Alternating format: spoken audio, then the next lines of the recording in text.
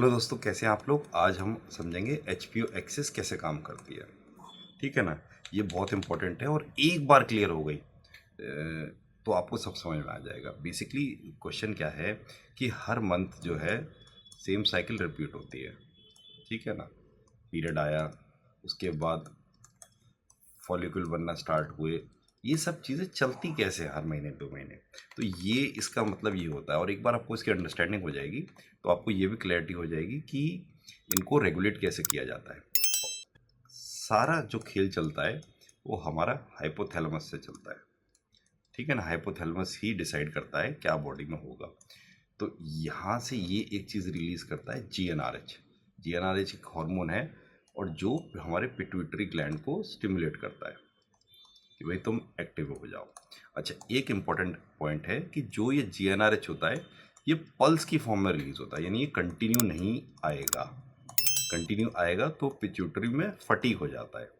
तो ये पल्स के फॉर्म में थोड़ा थोड़ा निकलता रहता है जिससे कि पिट्यूटरी में स्टिमुलेशन रहे। अब पिट्यूटरी में स्टिमुलेशन आ जाता है तो पिट्यूटरी दो हमारे हार्मोन्स बनाता है, एलएच और एफएसएच। ठीक है, सबको पता होगा, luteinizing hormone and follicle stimulating hormone. ये क्या करते हैं, ये ब्लड के थ्रू जाते हैं हमारी ओवरी में और ओवरी को लगाते हैं काम पे कि भाई तुम एक्टिवेट हो जाओ। ओवरी अगेन दो चीज़ें बनाती है जो आपकी नॉलेज में है, ईस्ट्रोजन और प्रोजेस्टेरोन। ठीक है। यहाँ पे आके ये साइकिल चलती है हमारी डे 1 to 13। डे 1 to 13 यही चलता है और हमारे ईस्ट्रोजन में एक खासियत होती है, ये देता है नेगेटिव फीडबैक। नेगेटिव फीडबैक आपने फिजिक्स में पढ़ा होगा कि जैसे ही ये बनता है तो ये पूरी इस प्रोसेस को स्टॉप करा देता है कि बस ये स्टिमुलेशन देता है कि भाई अब बंद कर दो, अब ज़रूरत नहीं है। पर एक एक्सेप्शन होता है जो कि होता है 14th डे। डे 14 में क्या होता है, ईस्ट्रोजन जो है बहुत इंक्रीज हो जाता है। ये जो इंक्रीज होता है ये करता है पॉजिटिव फीडबैक, एक्सेप्शन। ठीक है ना, हमारे पिट्यूटरी ग्लैंड को। तो पिट्यूटरी ग्लैंड जब बहुत ज़्यादा स्टिमुलेट हो जाता है तो ये कॉज करता है एलएच सर्ज, यानी लुटिनाइजिंग हार्मोन की मात्रा बहुत ज़्यादा बढ़ जाती है, एक्सेस 3 times 4 times। इस एलएच सर्ज से हमारी बॉडी में ओव्यूलेशन स्टार्ट होता है। ओव्यूलेशन स्टार्ट होने का मतलब ये कि जो फॉलिकल है उसको ये ओपन कर देता है, फोड़ देता है एग को, तो कंसेप्शन के लिए रास्ता खोलता है। एक चीज़ और होती है कि जो फॉलिकल हमारा रह गया वो कन्वर्ट हो जाता है कॉर्पस लूटियम में। कॉर्पस लूटियम आप सभी ने स्ट्रक्चर पता होगा, और कॉर्पस लूटियम स्टिमुलेट करता है प्रोजेस्टेरोन को।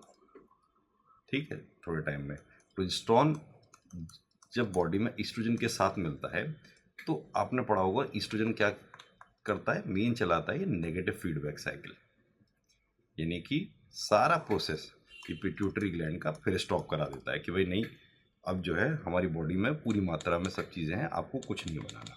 तो ऐसे करके ये चीज़ें चलती हैं। ये same principle oral contraceptive pills में भी यूज़ होता है कि हम इस प्रोसेस को ही रोक देते हैं नेगेटिव फीडबैक को यूज़ करके। ठीक है ना। तो इस तरीके से हर महीने ये चलता है और सिंपली आपको ये ध्यान रखना है कि डे 1 to day 13 सब चीज़ें नॉर्मल चलेंगी। हाइपोथैलेमस जीएनआरएच रिलीज करेगा पल्स फॉर्म में, जीएनआरएच पिट्यूटरी पे जाएगा, पिट्यूटरी एलएच एफएसएच बनाएगा और एलएच एफएसएच ओवरी में जाएंगे और ओवरी से ईस्ट्रोजन बनाएंगे। ईस्ट्रोजन करेगा हमारा नेगेटिव फीडबैक।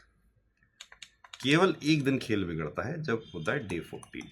इसमें ईस्ट्रोजन कर देता है पॉजिटिव फीडबैक, यानी कि ईस्ट्रोजन की मात्रा जो बढ़ जाती है उसके बाद बॉडी में एलएच का प्रोडक्शन और ज़्यादा बढ़ जाता है। तो एलएच एक सर्ज होता है जो ओव्यूलेशन कॉज करता है। ये पूरी एचपीओ एक्सेस है। अगर इसमें किसी भी पॉइंट पे कोई एबनॉर्मेलिटी आती है, कोई भी स्टेप चेंज होता है तो पूरी साइकिल बिगड़ जाती है। थोड़ा एक दो बार आपको समझने में दिक्कत आएगी क्योंकि ये इसमें पॉजिटिव फीडबैक भी लग रहा है और नेगेटिव भी लग रहा है, लेकिन मैंने जो आपको मेरा जो लेक्चर है आप एक दो बार देख लेंगे तो आपको आई डोंट थिंक कि कोई दिक्कत आएगी। ठीक है। एक्सेप्शनल क्वेश्चन यही था कि ओरल कॉन्ट्रासेप्टिव पिल्स भी इसी पर काम करते हैं, एक इसका एमसीक्यू पॉइंट है। और सेकंड, जीएनआरएच कभी भी कंटिन्यू नहीं आएगा। अगर जीएनआरएच आप मेडिसिन दे के उसको कंटिन्यू कर देंगे तो आपको क्या होता है, हमारा पिट्यूटरी ग्लैंड में फटीग हो जाएगी, और फटीग हो जाएगी तो LH और FSH बनना ही बंद हो जाएगा। इसीलिए हार्मोन साइकिल को रेगुलेट करना थोड़ा टिपिकल रहता है और बहुत सोच समझ के करना पड़ता है। आई थिंक इसको मैंने बहुत सिंप्लीफाई कर दिया है। फिर भी अगर आपको कोई डाउट हो तो आप कमेंट में मुझसे पूछ सकते हैं और उसको मैं सॉल्व करने की पूरी कोशिश करूँगा। प्लीज़ लाइक सब्सक्राइब, क्योंकि हम बहुत मेहनत कर रहे हैं एक चैप्टर को तैयार करने में, इतना सिंपल बनाने में बहुत उसमें एफर्ट लगता है। Thank you.